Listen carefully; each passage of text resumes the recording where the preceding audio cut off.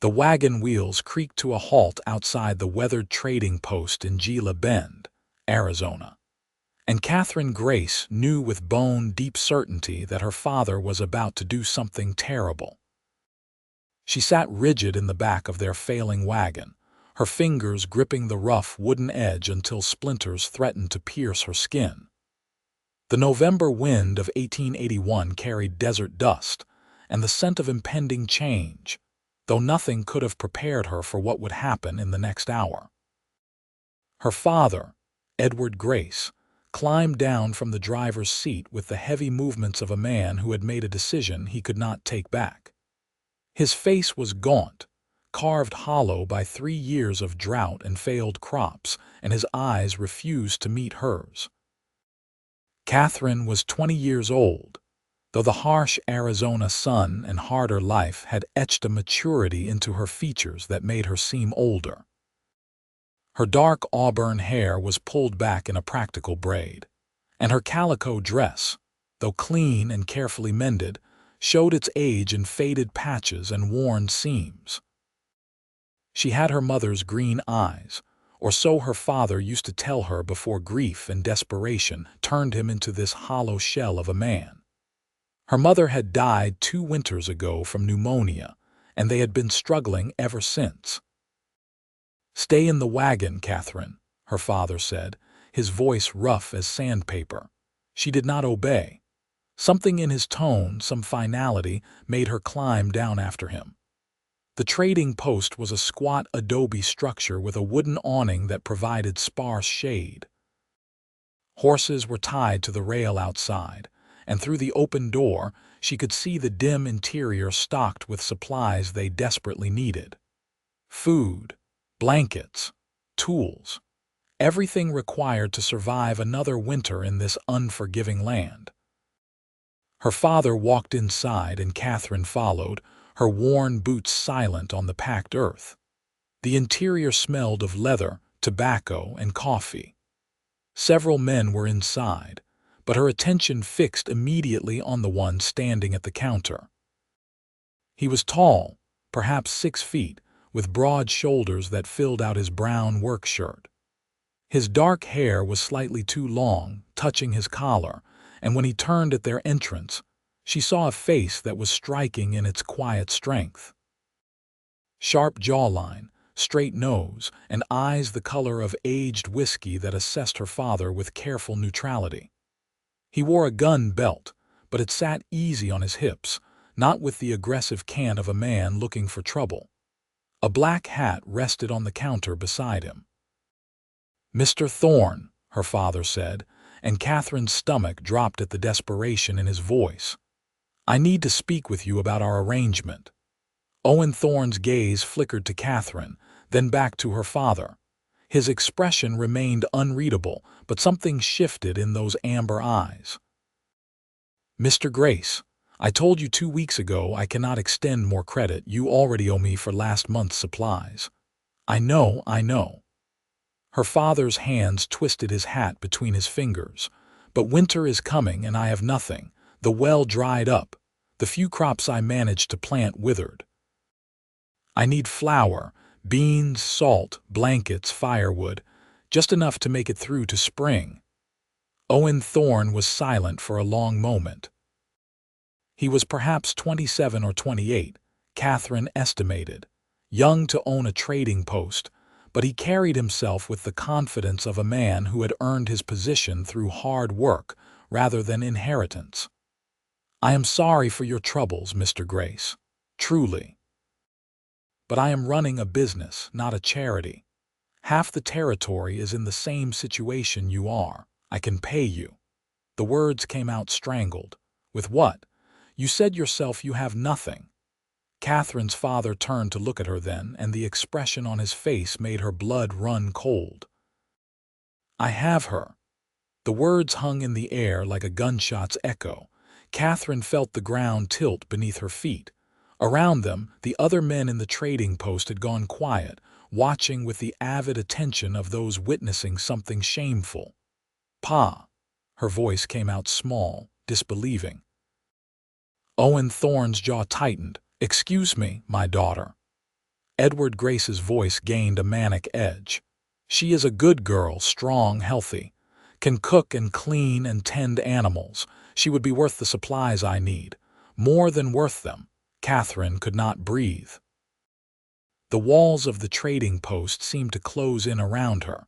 This could not be happening. Her own father, the man who had once carried her on his shoulders and taught her to read from her mother's Bible, was offering to trade her like livestock. Mr. Grace. Owen's voice had gone dangerously quiet. I think you should leave now, please. Her father stepped forward, desperation stripping away the last of his dignity. I am begging you, take her. She will work hard, I promise. She is worth it. Just give me the supplies, enough for winter. That is all I ask. Katherine found her voice. Pa, no, you cannot do this. We will find another way. He did not even look at her. His entire focus was on Owen Thorne, on the salvation he represented. She is a virgin, he added, and Katherine wanted to die of shame right there on the floor. Unspoiled, that must count for something. Owen Thorne's expression had gone to stone. When he spoke, each word was clipped and precise. Get out of my trading post. Please, I am desperate. I said get out. Owen moved around the counter with fluid grace, his hand resting on the gun at his hip, not threatening but making his position clear. I do not traffic in human lives, Mr. Grace. Your daughter is not property to be bartered. Edward Grace's face crumpled. Tears began streaming down his weathered cheeks. Then I am dead. We are both dead. There is no other way. There is always another way.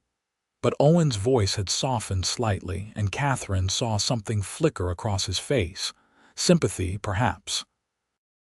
Or recognition of a fellow human being at the absolute end of their rope.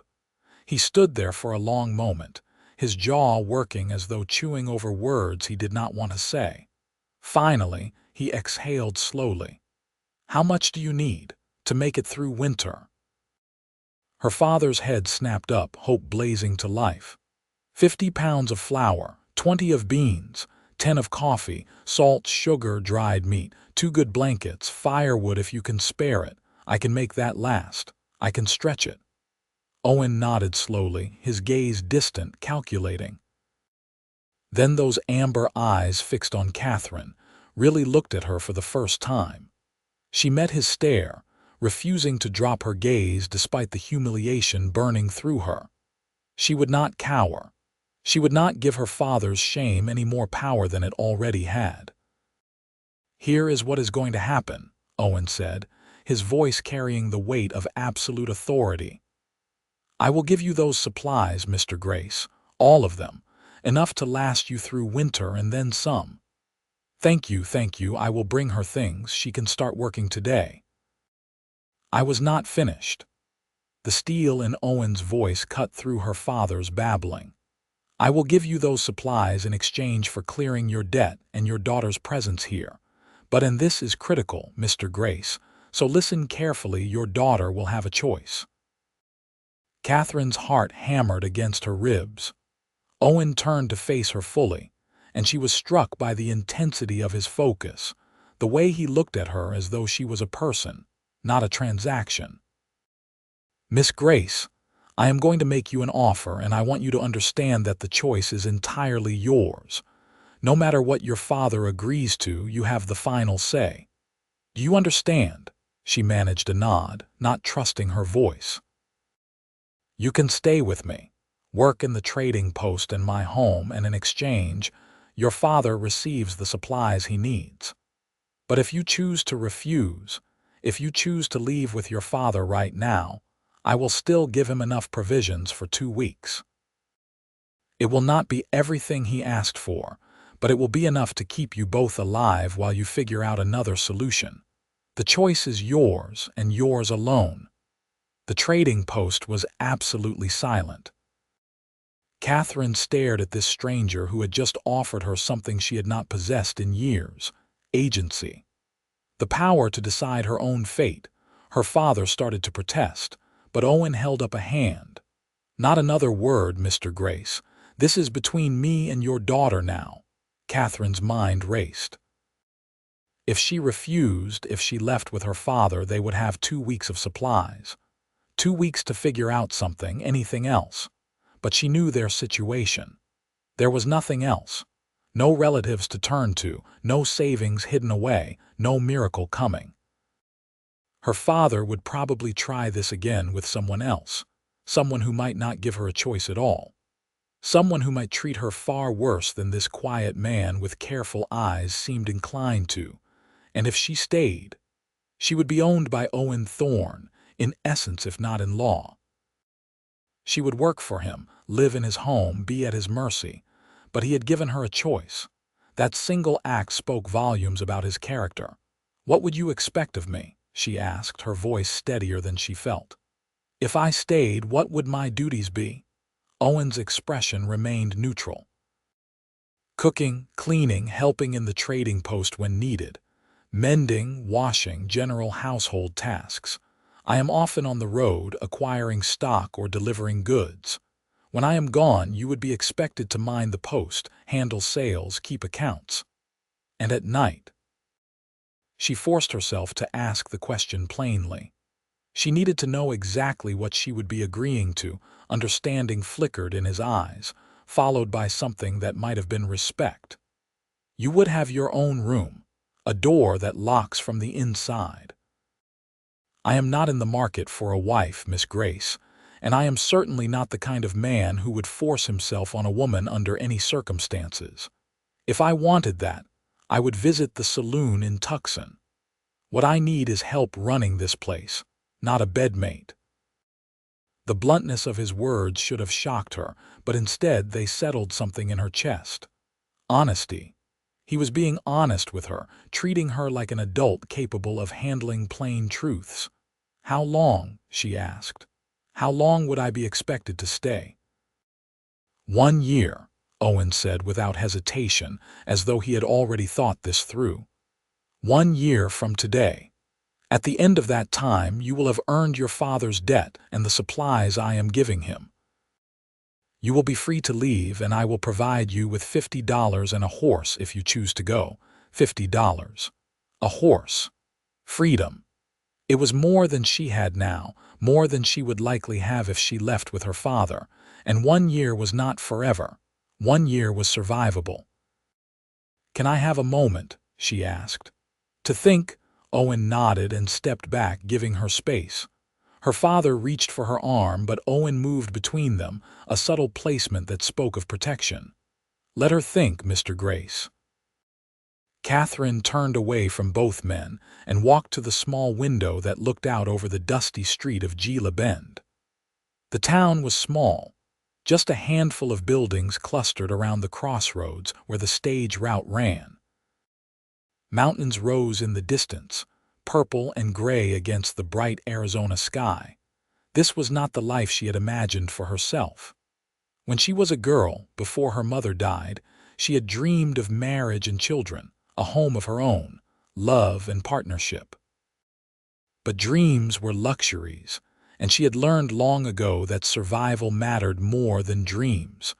Owen Thorne was offering her survival with dignity. He was offering her a choice when her father had tried to steal that from her. And perhaps most importantly, he was offering her an endpoint. 1 year and then freedom.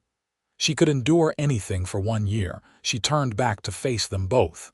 Her father looked desperate and hopeful. Owen looked patient, his expression giving nothing away, truly leaving the decision in her hands. "I will stay," Katherine said clearly. "I accept your offer, Mr. Thorne." Her father sagged with relief. Owen simply nodded as though she had confirmed something he had already suspected. "Very well. Mr. Grace, let us get your supplies loaded." The next 30 minutes passed in a blur. Owen moved through the trading post with efficient purpose, pulling items from shelves, measuring out flour and beans into sturdy sacks, adding dried beef and coffee and other staples. He gave her father more than he had asked for, Katherine noticed. Extra blankets, a good length of rope, matches, even a bottle of whiskey. For medicinal purposes, Owen said, handing it over. Her father could barely meet her eyes as the wagon was loaded. Katherine stood to the side, her arms wrapped around herself, feeling as though she was watching her own life from a distance. When everything was secured, her father finally approached her. "Katherine, I am sorry. I am so sorry, but we would have died. You understand that, do not you?" "We would have died." She could not answer, could not tell him she understood when what she felt was a confusing tangle of betrayal and grief and reluctant comprehension. He had given up, that was the truth of it. He had stopped fighting and decided to sacrifice her instead. "Goodbye, Pa," she managed. He pulled her into a rough hug that smelled of sweat and desperation, and then he was climbing into the wagon. He did not look back as he drove away, the wheels kicking up dust that hung in the still air. Katherine watched until he disappeared from sight, and only then did she allow herself to feel the full weight of what had just happened. Miss Grace. She turned to find Owen Thorne standing a respectful distance away, his expression gentle now that her father was gone. "Let me show you the house." The trading post was attached to a modest adobe home that sprawled behind it. Owen led her through a door at the back of the shop into a surprisingly spacious kitchen. The room was clean but clearly lacking a woman's touch, purely functional. A cast iron stove dominated one wall, with a sturdy table and chairs in the center. Windows let in good light, and Katherine noticed herbs hanging to dry from the ceiling beams. "I do my own cooking, obviously," Owen said, a trace of dry humor in his voice. "So you will probably be an improvement in that department, through here." He showed her a sitting room with a fireplace and comfortable, if worn, furniture. Then down a short hallway to 3 doors. He opened the first. "My room." She caught a glimpse of a neatly made bed and little else before he moved on. The second door, storage mostly, and extra supplies. The third door he pushed fully open. "This would be yours." The room was small but private. A bed with an iron frame, a dresser, a small table with a washing basin, and a window that looked out toward the mountains. It was more than she had expected. The bed even had a quilt, faded but clean. "It is not much," Owen said, "but it is yours. The lock works." He demonstrated, showing her the simple bolt on the inside of the door. "I will not enter without your permission." Katherine walked into the room and set her hand on the dresser, her room. For the next year this space would be hers. "It is more than adequate, thank you." Owen nodded. "Are you hungry? It is past noon, and I would wager you have not eaten today." She had not, but her stomach was too knotted with emotion to want food. Still, she needed to start as she meant to go on. She was here to work, and that meant being practical. "I can prepare something for us both, if you are up to it." He studied her face. "But Miss Grace, if you need time to yourself to adjust, I would understand." The kindness in his voice nearly undid her. She had been holding herself together through sheer will, but gentleness threatened to crack her composure. She straightened her shoulders. "I would prefer to keep busy." "Then let me show you where everything is." They returned to the kitchen, and Owen walked her through the supplies, the layout, the rhythms of the household. He was patient and thorough, and Katherine found herself paying careful attention, determined to prove she could handle this. She prepared a simple meal of beans and cornbread, and they ate at the kitchen table in a silence that was awkward but not hostile. "Can I ask you something?" Katherine said finally, setting down her fork. "Of course. Why did you do it? Why did you give me a choice?" Owen was quiet for a moment, his gaze distant. "My mother was sold when I was 6 years old." Not traded for supplies, but sold nonetheless, by a man who thought he had the right because he owned the land she worked. "I have spent my whole life believing that no one should ever have that power over another person." Your father was wrong to try to trade you, but I would have been just as wrong to accept you without your consent. He met her eyes. You are a person, Miss Grace, not property. You deserved a choice. The weight of his words settled over her. She had thought him simply decent, but this went deeper. This was principle, hard-earned and unshakable. What happened to your mother? I do not know. I was taken away before I could follow where she went. I ended up in an orphanage in Missouri, then came west when I was 15. His voice was matter-of-fact, but Katherine heard the old pain beneath it. I worked for a trader for 10 years, saved every penny and bought this place 2 years ago. I am sorry, she said quietly, about your mother, as I am sorry about your situation. He stood and began clearing the plates. But we make the best of what we have, do we not? And speaking of which, I need to show you how the trading post works. Afternoons are usually slow, so it is a good time to learn. For the rest of the day, Owen walked Katherine through the operations of the trading post. He showed her how he organized inventory, how to calculate credit and interest, how to handle customers who ranged from polite to aggressive. He explained the major families in the area, who could be trusted and who needed to be watched carefully. He taught her how to measure gunpowder and how to spot watered-down whiskey. Katherine absorbed it all, grateful for the distraction. Owen was a good teacher, patient and clear, never making her feel stupid for not knowing something. And slowly, as the afternoon wore on, she began to feel a tentative sense of stability. This was her life now, at least for the next year. She could manage this. She could survive this. Evening came, painting the sky in shades of orange and purple. Owen closed up the trading post and returned to the house, where Katherine was already preparing dinner. She had found vegetables and made a stew, using the herbs she had seen hanging earlier. It was not fancy, but it was hot and filling. "This is good," Owen said after his first bite, and he sounded genuinely surprised. "Very good, actually." "My mother taught me," Katherine said. "She said a woman who could cook well would never go hungry. She was a wise woman."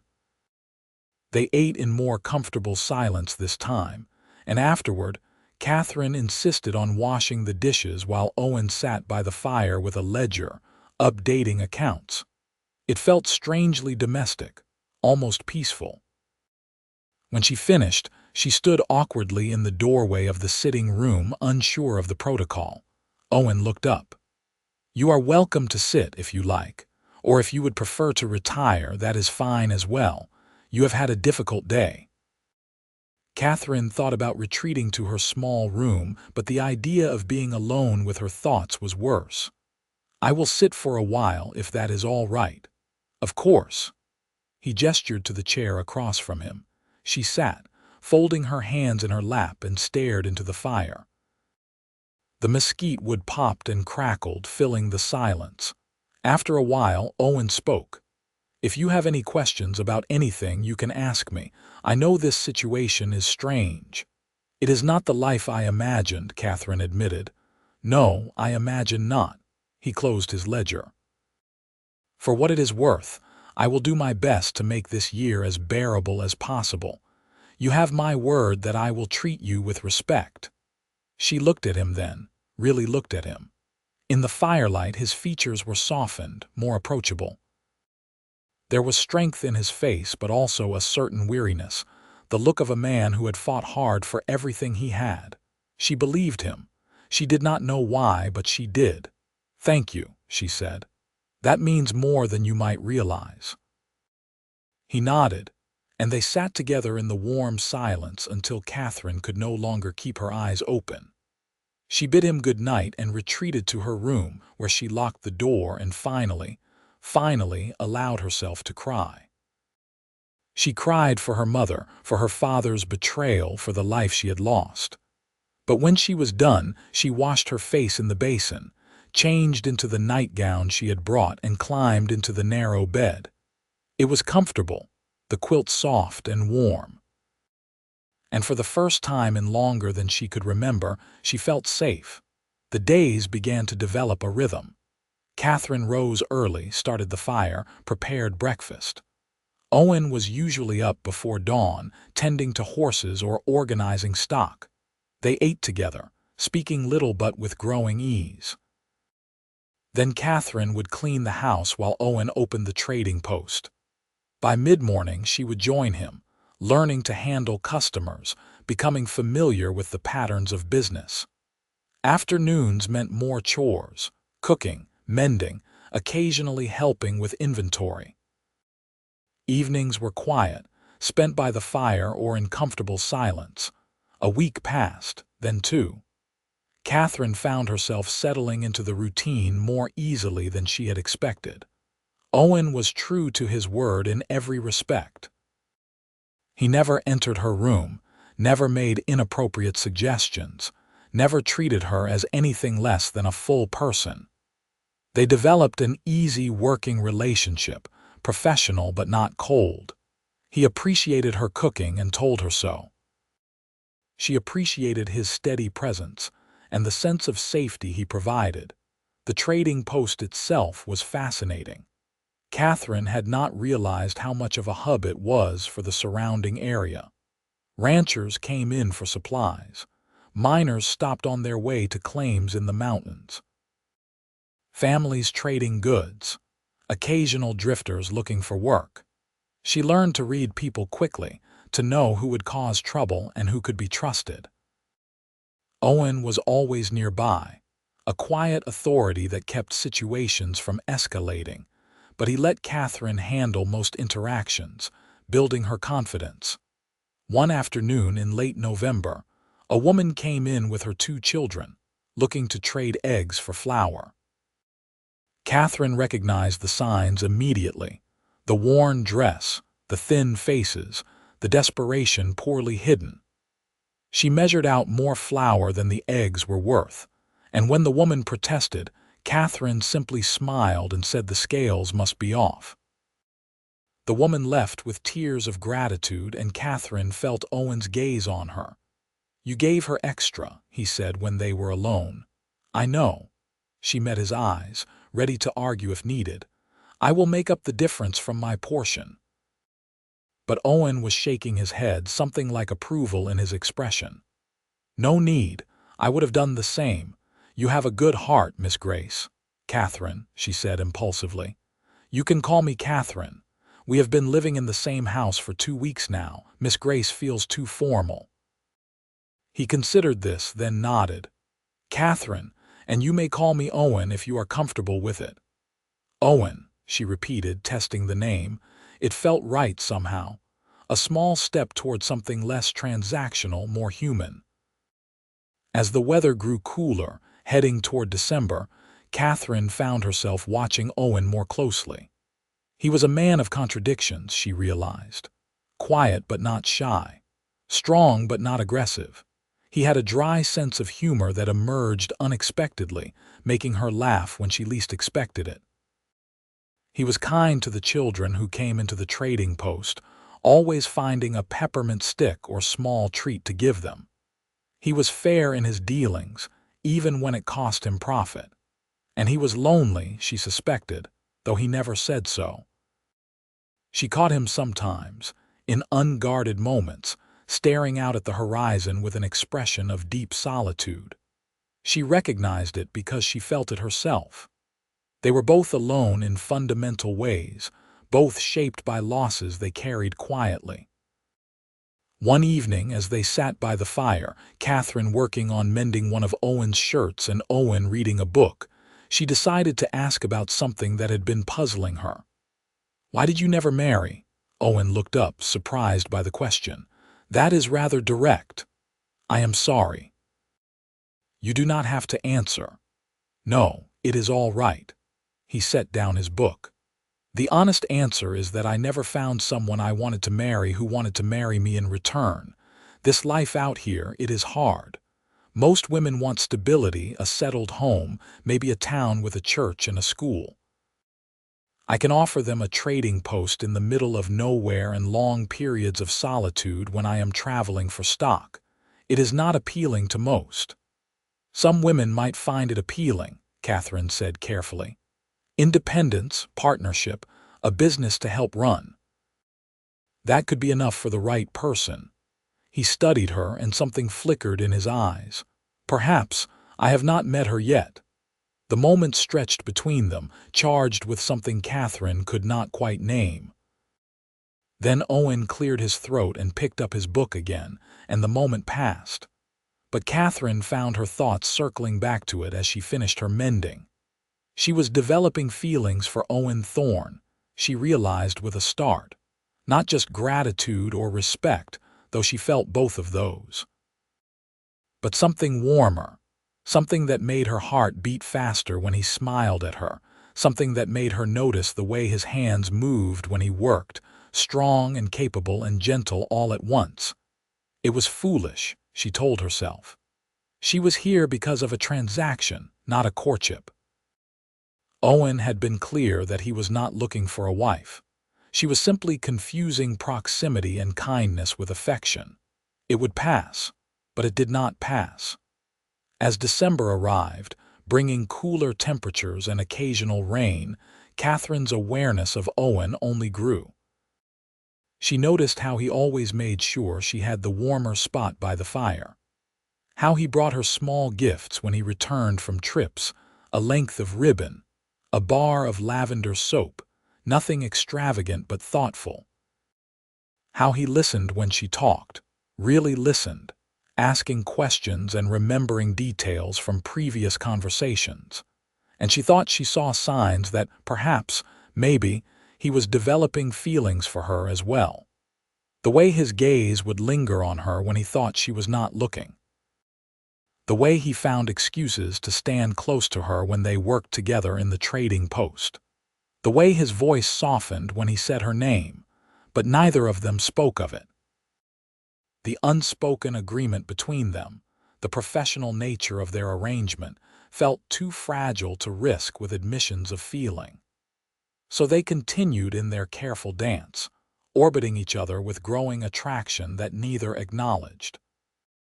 One cold December evening, a stranger rode into town. Katherine was closing up the trading post when she heard the horse outside, and she stepped to the door to see a man dismounting. He was tall and rangy, with a hard face and cold eyes that assessed the trading post with calculation. Something about him made Katherine's skin prickle with warning. "We are about to close," she called out. The man's gaze fixed on her, traveling up and down her body in a way that made her feel exposed. "I will only be a minute. Need some tobacco and ammunition." Katherine hesitated, then stepped back to let him in. Better to serve him quickly and have him gone. She moved behind the counter, putting the solid wood between them. "What kind of ammunition?" ".44 caliber, 2 boxes." He prowled around the trading post, touching things, looking at everything. "You run this place alone?" "No," Katherine said firmly. "I work for the owner. He will be back shortly." It was not quite a lie. Owen had gone to check on the horses but would return soon. "Pretty girl like you working in a place like this seems a waste." The stranger leaned on the counter too close. "You could do better for yourself." "The tobacco and ammunition," Katherine repeated, her voice cold. "Then I need to close up." He laughed, not nicely. "Feisty, I like that." Katherine measured out the ammunition with hands she forced to remain steady, then retrieved the tobacco. "That will be $2. $2. That seems steep." "That is the price." He stared at her, and Katherine saw the moment he decided to push the boundary. His hand shot out and grabbed her wrist. "Maybe we could work out a trade. Let go of me. I think you and I should get to know each other better." He started to come around the counter, his grip tightening painfully.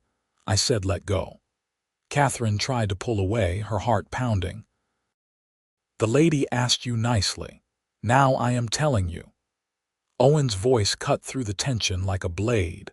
Katherine had never been so relieved to see anyone in her life. He stood in the doorway, his hand resting casually on his gun, but there was nothing casual about the look in his eyes.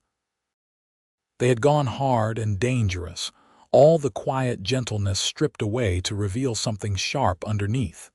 The stranger released Catherine's wrist and stepped back, assessing Owen. "Just having a conversation. Conversation is over. Pay for your goods and leave." For a moment, Catherine thought the stranger might escalate the situation.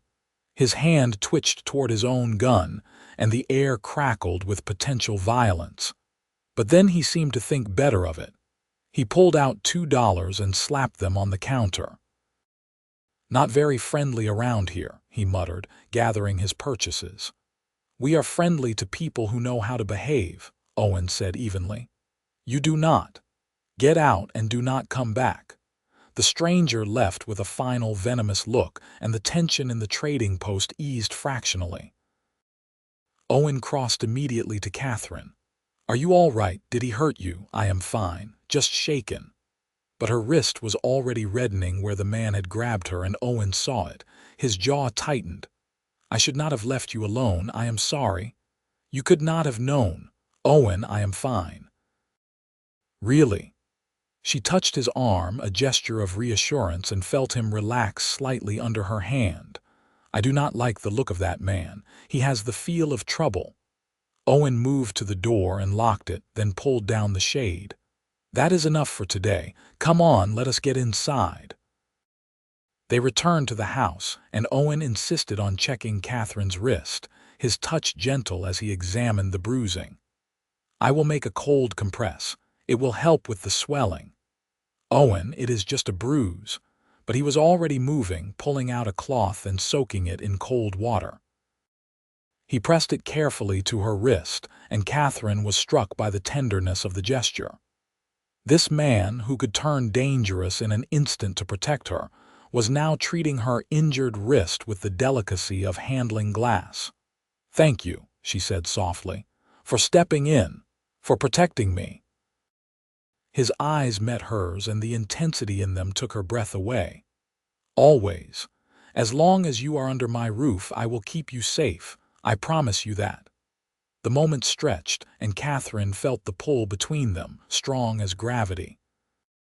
Owen's hand was still on her wrist, his thumb gently tracing the edge of the bruise.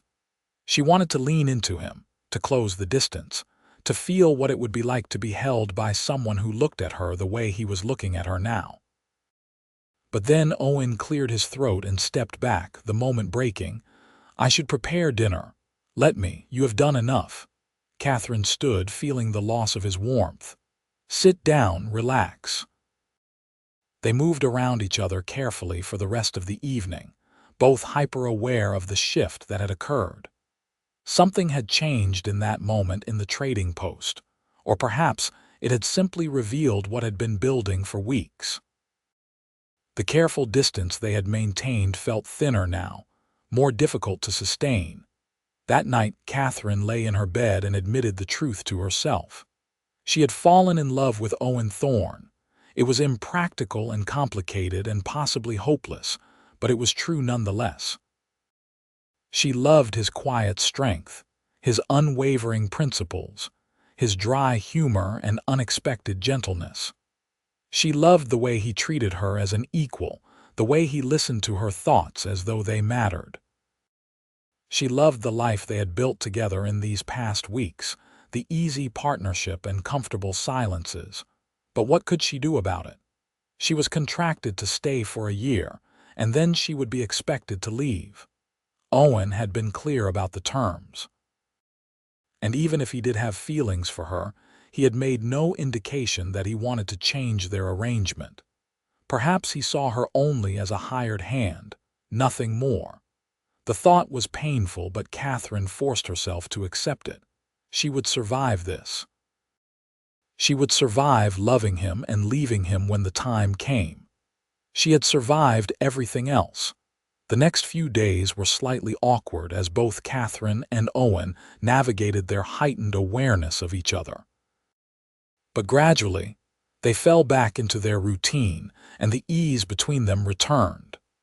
The stranger did not come back, and slowly Katherine relaxed, though Owen remained more vigilant, insisting on accompanying her whenever she needed to go anywhere outside the immediate property. Christmas approached, and with it came an unexpected softening in Owen. He brought home a small pine tree and helped Katherine decorate it with strings of dried berries and paper ornaments. He gave her a beautiful shawl, deep green wool that brought out her eyes, and seemed genuinely pleased when she exclaimed over its quality. "I thought you might be cold," he said, almost shy. "Winter is not over yet." Katherine had made him a new shirt, carefully sewn from fabric she had traded for with a customer, using her own skills as barter without telling Owen. When he opened it on Christmas morning, his face went soft with an emotion she could not quite read. "Katherine, this is too much." "You should not have. You have given me so much," she said. "A home, safety, respect. Let me give you something in return." He looked at her for a long moment, and Katherine thought he might say something, might finally acknowledge the current that ran between them. But he only nodded and thanked her again, and the moment passed. Winter deepened, bringing cold nights and occasional storms. The trading post saw fewer customers, and Katherine and Owen spent more time together in the close confines of the house. They talked more, sharing stories from their pasts, their hopes for the future. Katherine learned that Owen dreamed of expanding the trading post, maybe starting a freight business. Owen learned that Katherine had once wanted to be a teacher, that she loved reading and had devoured her mother's small collection of books. "I have books," Owen said, "in storage. I brought them from Missouri but never unpacked them. You are welcome to them." He retrieved a crate the next day, filled with volumes Katherine had never hoped to see. Dickens and Austen, poetry and philosophy. She nearly cried at the gift of them, and spent her evenings reading by the fire while Owen worked on accounts or carved small wooden figures, a hobby she had discovered he had. It was domestic and comfortable and achingly intimate, and Katherine felt herself falling deeper with each passing day. January arrived, marking 3 months since Katherine had come to the trading post. The anniversary of her arrangement passed without comment, but Katherine felt its weight. 9 months left. Just 9 months, and then she would leave and this life would be over. The thought was unbearable. One evening in mid-January, after a particularly long day, Katherine set down her book and spoke without planning to. "Owen, can I ask you something?" He looked up from the piece of wood he was shaping. "Of course. Do you ever regret it? Taking me in, I mean." "Making that arrangement with my father." His hand stilled. "Regret? No. Why would you think that?" "I just wonder sometimes if I am more trouble than I am worth. If you wish you had just sent us both away." Owen set down his carving and knife, giving her his full attention. "Katherine, you are not trouble.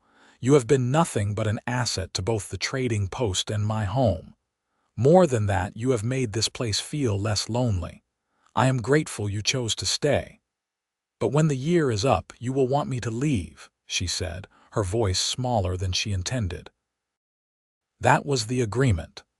Something flickered across Owen's face, an emotion too quick to catch. The agreement was that you would be free to leave, that you would have earned your freedom and I would give you the means to start a new life. "But Katherine, if you wanted to stay longer, if you wanted to stay permanently, that was never forbidden." Her heart leaped. "What are you saying?" "I am saying that I have grown accustomed to having you here. I enjoy your company. I respect your work. And I would be sorry to see you go when the year is done." He paused, seeming to choose his words carefully. "Unless, of course, you are eager to leave, in which case I will honor our agreement and help you start fresh somewhere else." Katherine's mouth was dry. "And if I stayed, what would that look like? Would I continue as hired help?" Now Owen did look away, staring into the fire. "That would depend on what you wanted. I would not presume to assume anything about your feelings or desires. It was an opening, Katherine realized. A carefully worded opening that allowed her to make the next move without risk to his pride. She took a breath and decided to be brave. What if I wanted more than an employment arrangement? The silence stretched so long she thought he might not answer. Then Owen turned to look at her, and the vulnerability in his eyes stunned her. Then I would ask if you might consider a partnership of a different kind, a marriage perhaps, if that was something you could want with someone like me. Someone like you, Katherine stood, her heart pounding. Owen, you are the best man I have ever known. You gave me a choice when my own father would have taken it away. You have treated me with kindness and respect every single day. You have made me feel safe and valued and seen. If you are asking whether I could want marriage with you, the answer is yes.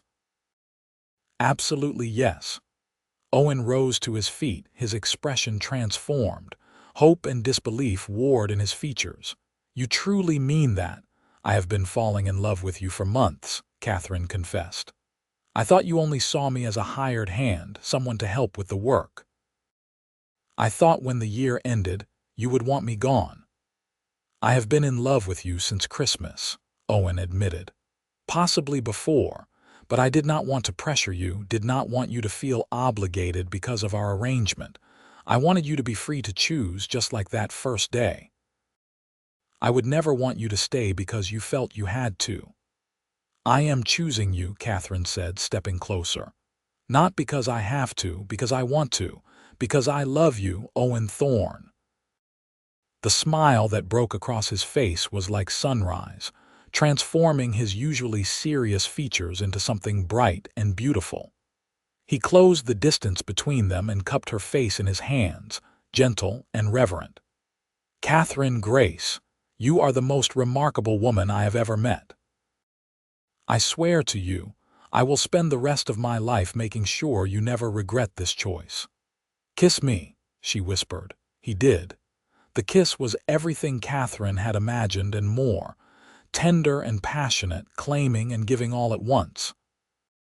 Owen kissed her like she was precious, like she mattered more than anything in the world, and Katherine poured everything she felt into kissing him back. When they finally broke apart, both breathing hard, Owen rested his forehead against hers. "Marry me," he said.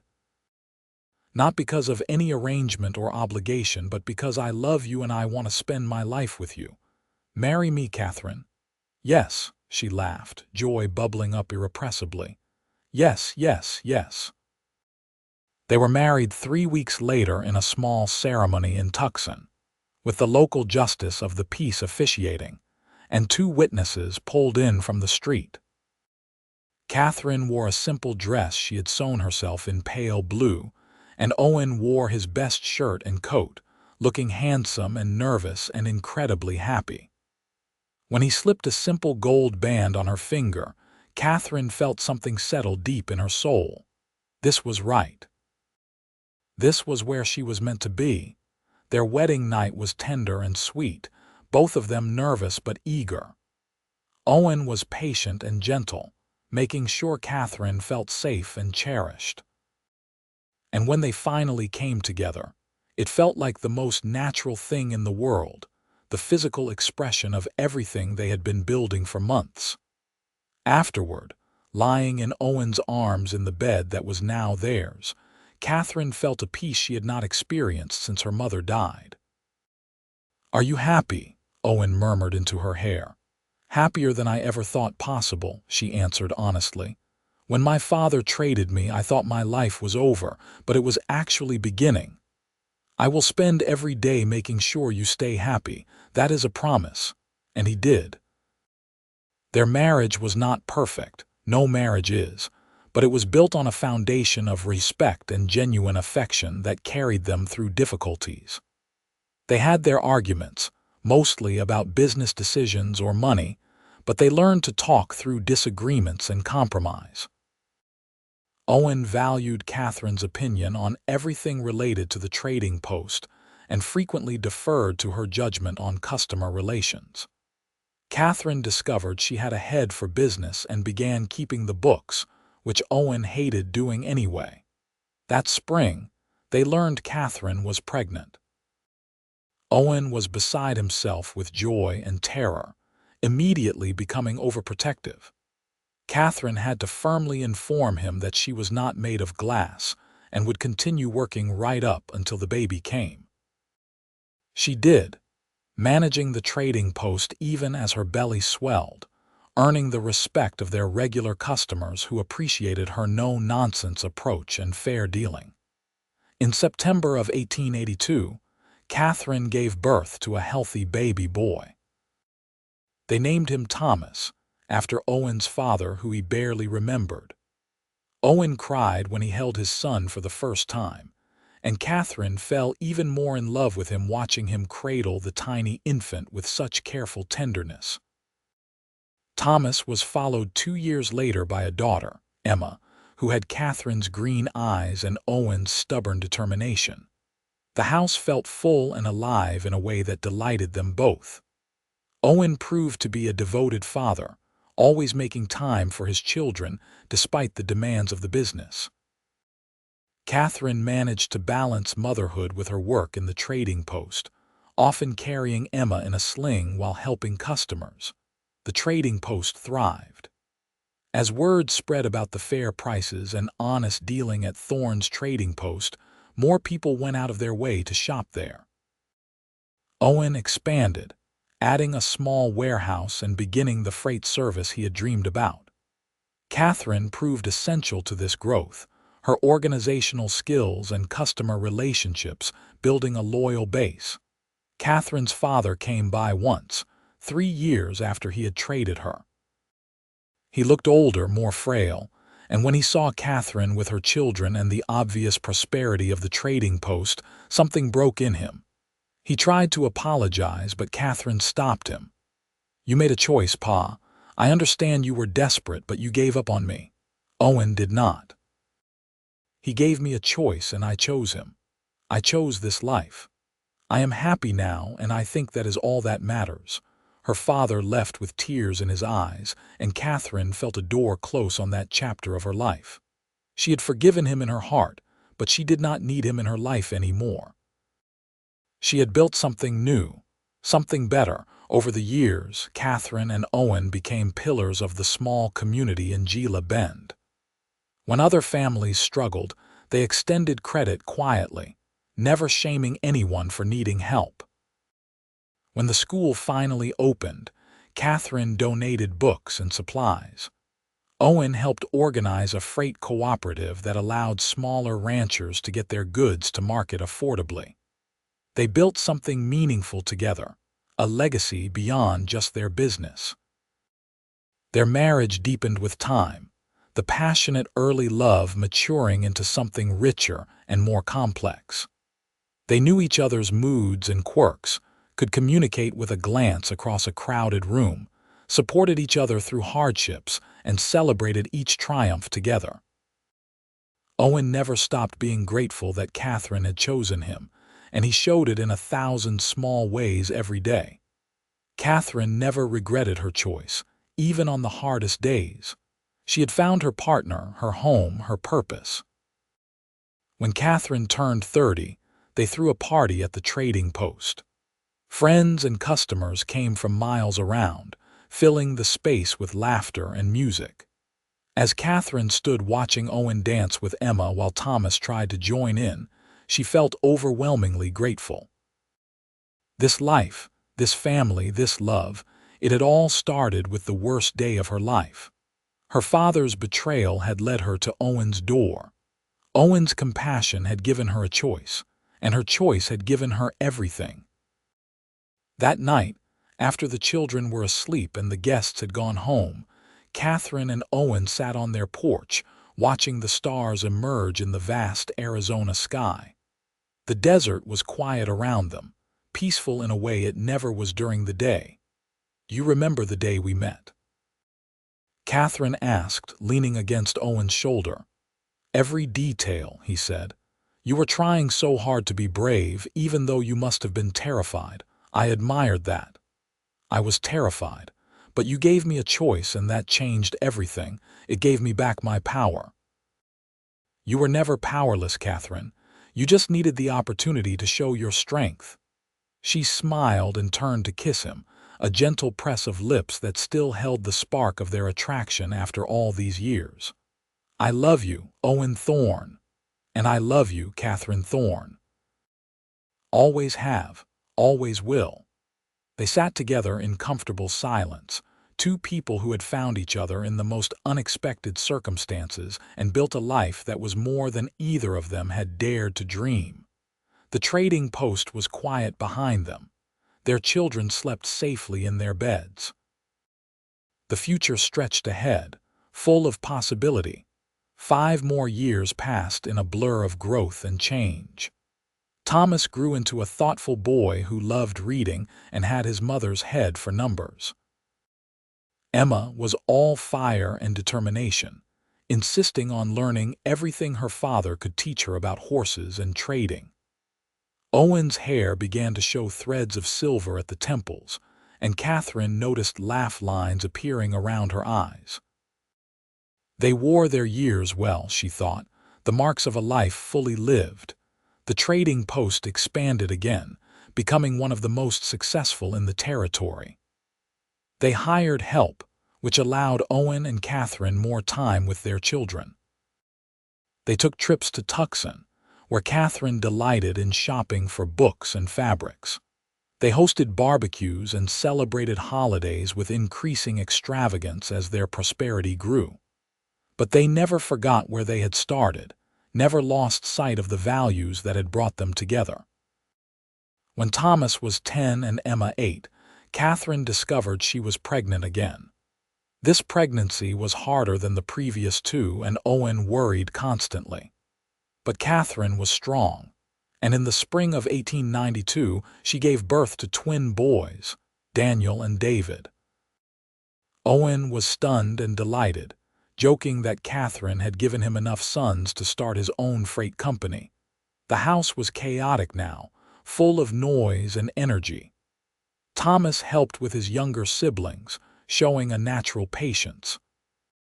Emma mothered the twins fiercely, already protective of her baby brothers.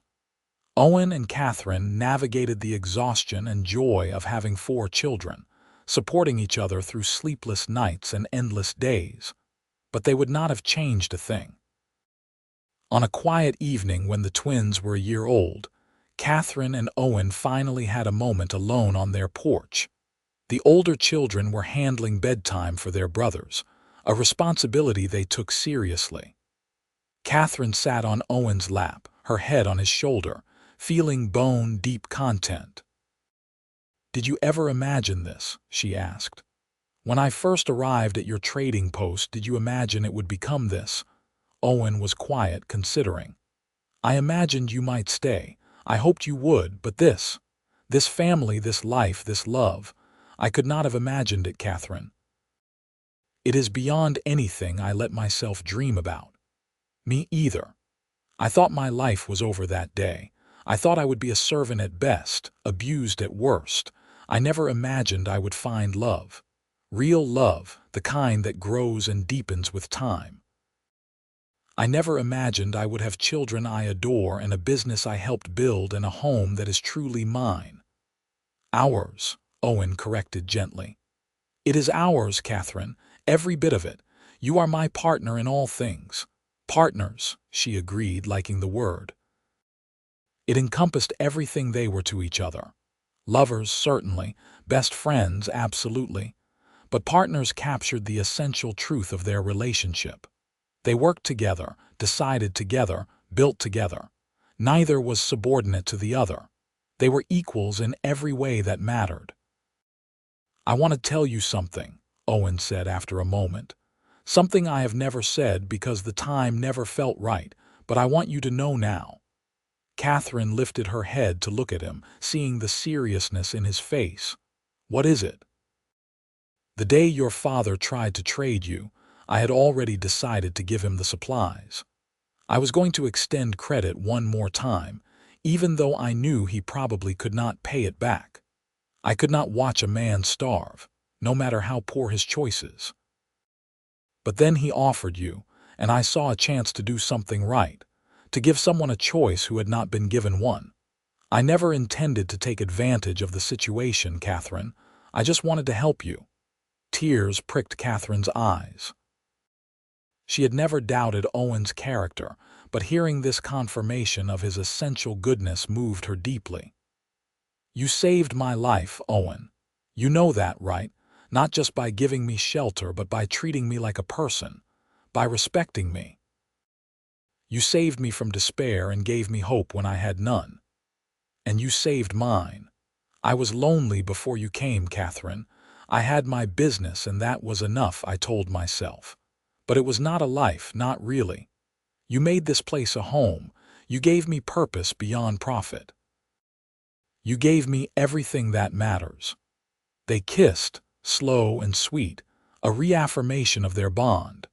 When they broke apart, Catherine could hear Emma inside, scolding her brothers in a perfect imitation of Catherine's own voice, and both parents laughed. "We should go help them," Catherine said, though she made no move to stand. "In a minute," Owen replied, tightening his arms around her. "Let me hold my wife a little longer." So they sat together in the fading light, two people who had found each other against all odds and built something beautiful from the wreckage of desperation.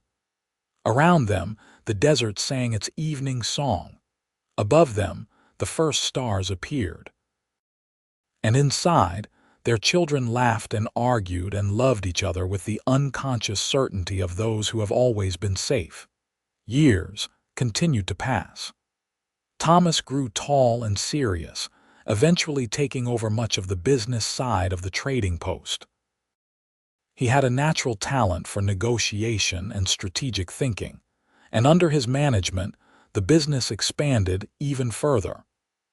Emma surprised everyone by becoming interested in medicine, apprenticing with the doctor who rode circuit through the territory. She had steady hands and a calm demeanor in crisis that made her invaluable. The twins, as they grew, proved to be as different as night and day despite their identical faces. Daniel was quiet and artistic, spending hours sketching the landscapes and people around him. David was energetic and social, making friends everywhere he went and dreaming of traveling beyond Arizona to see the wider world. Owen and Catherine watched their children grow with pride and occasional melancholy. It was bittersweet, seeing them become independent, needing their parents less with each passing year. But it was also deeply satisfying, knowing they had raised good people who would contribute positively to the world. On their 20th wedding anniversary, Owen surprised Catherine with a trip to San Francisco.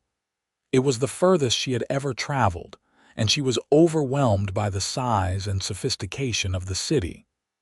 They stayed in a beautiful hotel, ate in fancy restaurants, attended the theater. Owen delighted in spoiling her, buying her dresses and jewelry and anything else that caught her eye. Catherine felt like royalty, but her favorite moments were the quiet ones, walking along the waterfront with her husband's hand in hers, talking about their life and their children and their dreams for the future. "I want to grow old with you," Catherine said one evening as they watched the sun set over the Pacific Ocean. "I want to see our grandchildren grow up. I want to sit on that porch when we are both gray and wrinkled and remember all of this." "We will," Owen promised. "I plan to be around for a very long time, Catherine. You are stuck with me." "Good," she said, and meant it with her whole heart. They returned to Gila Bend refreshed and more in love than ever, if such a thing was possible. Their children teased them about being newlyweds, but Catherine did not care. She was not ashamed to still be madly in love with her husband after 20 years. The new century arrived, and with it came changes. The railroad expanded through the territory, making travel easier and bringing new people to Arizona. The trading post adapted, becoming as much a general store as a traditional trading post. Owen and Thomas worked together to modernize, adding new products and services. Katherine continued to manage the accounts and customer relations, though she began teaching Emma more about the business, knowing her daughter might need something to fall back on if her medical ambitions did not pan out. Emma surprised them all by marrying young, at 20, to the circuit doctor she had been apprenticing with. He was 15 years her senior but clearly adored her, and Emma was radiant with happiness. Katherine and Owen gave their blessing, though Owen grumbled about losing his daughter. The wedding was a joyous affair, celebrated with the whole community. Katherine cried watching her fierce, independent daughter pledge herself to her chosen partner, seeing echoes of her own unlikely path to love. Thomas married 2 years later to a teacher from Tucson, a quiet, intelligent woman named Sarah who fit into the family perfectly. The twins showed no signs of settling down, both still young and exploring their paths. Katherine did not mind. Let them take their time, find themselves before committing to another person. There was wisdom in that. Grandchildren arrived and Katherine discovered a whole new depth of love. Emma's first child, a girl named Katherine after Katherine, was followed by Thomas's son. Then more children, until the house was once again filled with young voices, though now they visited rather than lived there. Katherine loved being a grandmother, loved spoiling the little ones and then sending them home to their parents. Owen was equally smitten, always having peppermint sticks in his pocket and stories to tell. As Katherine approached 50, she took stock of her life and felt nothing but gratitude. She had survived her father's betrayal and turned it into the foundation of something beautiful. She had built a business, raised children, supported her community, and loved her husband with increasing depth for nearly 30 years. She had friends and respect and purpose. What more could anyone ask for? One evening, sitting on the porch that had been the site of so many important conversations, Katherine and Owen watched the sunset paint the sky in impossible colors. Owen's hair was fully silver now, and Katherine had her own share of gray threaded through her auburn. His hand in hers was spotted with age, but his grip was still strong. They had weathered everything together, and they would weather whatever came next the same way. "I have been thinking," Owen said, breaking the comfortable silence, "about selling the trading post." Katherine turned to look at him, surprised. "Selling? Why? Thomas essentially runs it now anyway, and I find myself wanting to spend my time differently. I want to travel with you, Katherine. I want to see more of the world than just Arizona and the occasional trip to California. I want us to have adventures while we still can." The idea was both terrifying and thrilling. The trading post had been such a central part of their lives for so long, but Owen was right. Thomas had taken over most of the day-to-day operations. They had financial security. Why not take this time for themselves? "Where would we go?" Katherine asked. Owen smiled, that same smile that had made her heart flutter 30 years ago and still did today. "Anywhere you want. We could go to New York, see the city. We could travel to Europe, visit Paris and Rome. We could explore Mexico, see the places my mother might have come from before she was taken from me. We could do all of it, Katherine, together." "That sounds wonderful," Katherine said, feeling a surge of excitement, "but I have one condition." "What is that?" "We come back here. Always. This is our home, Owen. Our children are here, our grandchildren. No matter where we go or what we see, we always come back." "Always," Owen agreed. "This will always be home." They did sell the trading post to Thomas, formalizing what had already become the reality. Thomas was thrilled, and Sarah supported the decision wholeheartedly. With the business settled, Owen and Katherine began planning their adventures. They spent the next several years traveling, seeing sights Katherine had only read about in books. They walked the streets of New York, marveled at the ancient ruins of Rome, explored the museums of Paris. They traveled through Mexico, where Owen felt a connection to his lost mother, though they never found concrete information about what had happened to her. They saw mountains and oceans, cities and wilderness, cultures vastly different from their own. But after each trip, they returned to Gila Bend, to the house they had shared for so many years, to the porch where they had worked out their differences and celebrated their joys. They returned to their children and grandchildren, to the community they had helped build, because Owen was right. No matter where they went, this was home. Katherine was 58 when Owen's health began to fail. It started small, a persistent cough, fatigue that did not improve with rest. The doctor, Emma's husband, diagnosed a problem with his heart. There was nothing to be done except rest and try to preserve his strength. Katherine refused to accept the prognosis at first, insisting they seek other doctors, other opinions. But as months passed and Owen grew weaker, she had to face the reality. The man she loved, the partner of her heart, was dying. Owen faced his mortality with the same quiet courage he had brought to everything else in his life. He made sure all his affairs were in order, that Katherine would be provided for, that the children understood his wishes.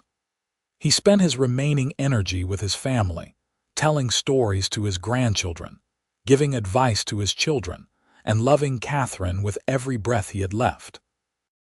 "I am not afraid," he told Katherine one night as they lay in bed together, his breathing labored but his mind clear. "I have lived a good life, Katherine, better than I ever deserved. You gave me that. You gave me everything." "Do not talk like that," Katherine said, tears streaming down her face. "You are not going anywhere. You are going to get better. Katherine." He touched her face gently, his hand trembling with weakness. "We both know that is not true, and I need you to listen to me now while I still have the strength to say this properly." She nodded, unable to speak around the lump in her throat.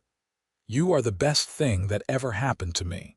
From the moment you walked into my trading post, my life became something I never thought possible. You made me happier than I knew how to be. You gave me children and grandchildren and a partnership that sustained me through everything. I am so grateful, Katherine, so grateful you chose me that day. Every day since has been a gift." "I love you," Katherine sobbed. "I love you so much, Owen. I do not know how to do this without you. You are the strongest person I know. You will survive this just like you survived everything else." His breathing was becoming more difficult. "And Katherine, promise me something, anything. Promise me you will keep living. Really living, not just existing. Travel, spend time with the grandchildren, find joy where you can. Do not spend the rest of your life mourning me. I want you to be happy." "I promise," she whispered, even though she could not imagine happiness without him. Owen died 2 days later, peacefully, with Katherine holding his hand and their children gathered around. He simply stopped breathing, slipping away as gently as falling asleep. Katherine felt the moment he left, felt the absence of him like a physical wound. She sat holding his still body for a long time, not ready to let go, not ready to face a world without Owen Thorne in it. The funeral was enormous. It seemed like everyone in the territory came to pay respects to a man who had been fair and kind and good. Katherine sat through it in a daze, accepting condolences that meant nothing to her. Owen was gone. Nothing else mattered. The months after his death were the hardest of Katherine's life, worse even than her mother's death or her father's betrayal. She functioned, taking care of necessary tasks, but she felt hollow inside. Everything reminded her of Owen. The porch where they had spent so many evenings, the kitchen where they had shared countless meals, the bed where they had loved each other for 40 years. His absence was everywhere, a constant ache that never diminished. Her children worried about her. Emma moved back home for a while, providing company and support. Thomas checked on her daily. The twins, now grown men with lives of their own, visited regularly. Her grandchildren provided distraction with their energy and needs. Slowly, so slowly, Katherine began to heal. She never stopped missing Owen. Even years later, she would catch herself turning to tell him something before remembering he was not there. But she kept her promise. She kept living. She traveled occasionally, though it was not the same without Owen to share the experiences. She spent time with her grandchildren, watching them grow and delighting in their accomplishments. She even wrote down her story, the tale of how a desperate girl's worst day had become the beginning of her greatest joy, hoping future generations would understand the power of choosing love, of treating people with dignity, of giving others the freedom to decide their own fate. Katherine lived to be 82 years old, far longer than most people of her era. She died peacefully in her sleep, in the bed she had shared with Owen, in the house they had built together. Her children and grandchildren, and even great-grandchildren surrounded her in her final days, all of them touched by her strength and grace, and the love story that had shaped all their lives. At her funeral, Thomas told the story of how his parents had met, how his grandfather had tried to trade his mother, and how his father had given her a choice. He spoke of the lesson in that choice, the importance of treating every person with respect and dignity. He spoke of the love that had grown from that unlikely beginning, love that had sustained them through 4 decades together and shaped everyone in the family who came after. "My father saved my mother," Thomas said, his voice thick with emotion. "But my mother saved my father too." They saved each other, really. And in doing so, they gave all of us the greatest gift, the example of what love should be: partnership, respect, choice, and an unwavering commitment to each other's happiness. That is their legacy. That is what we carry forward. Katherine Grace Thorne was buried next to Owen Thorne in the small cemetery outside Gila Bend. Their headstones were simple, marked only with their names and dates and a single line. They chose each other. And because of that choice, made on a desperate day in 1881, when a scared girl decided to trust a quiet cowboy who had given her back her power, an entire family existed. Children, grandchildren, great-grandchildren, all descended from a love that had started with respect and grown into something unbreakable. The trading post still stood, now run by Thomas's children. The house still sheltered their descendants. And in the memories of everyone who had known them, Katherine and Owen lived on, proof that even from the darkest circumstances, choosing love can change everything.